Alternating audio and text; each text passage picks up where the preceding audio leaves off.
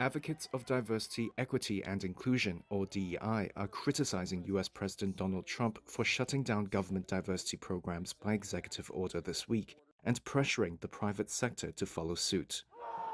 Civil rights advocates have argued such programs are needed to address long-standing inequities and structural racism as they give women, ethnic minorities, LGBTQ+ people, and other traditionally underrepresented groups more opportunities. Executive orders Trump signed Tuesday dismantled federal DEI programs and placed their employees on paid leave. Could you imagine Biden doing this? I don't think so.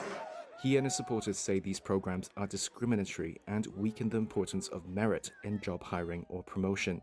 Separately, Trump has escalated pressure on the private sector to ditch diversity programs by signing an order that aims to dissuade firms on government contracts from using DEI programs and hiring on the basis of race and sex.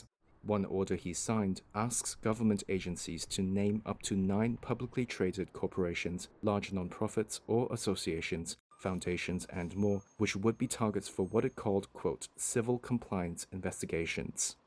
Sindhu Thomas George is the founder of Shakti Training, a consulting firm that offers professional development experiences that promote DEI. She says she's disappointed. I'm actually really surprised because Donald Trump is supposed to be a great businessman, and there has been decades of studies that have proven that DEI is good for business, right?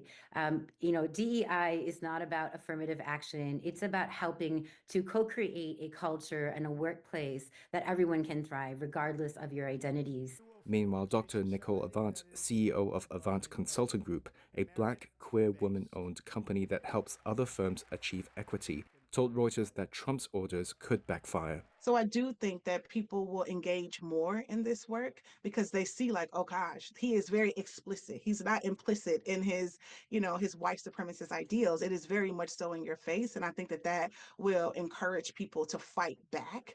The order demanding federal agencies to dismantle DEI programs had revoked executive policies dating as far as 1965 on equal employment opportunities, environmental actions designed to protect communities of color, and workforce balancing efforts by federal contractors based on race, gender, and religion.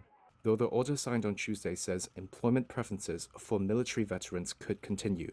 Full details on how the Trump administration would enforce the private sector's civil compliance investigations were not immediately available.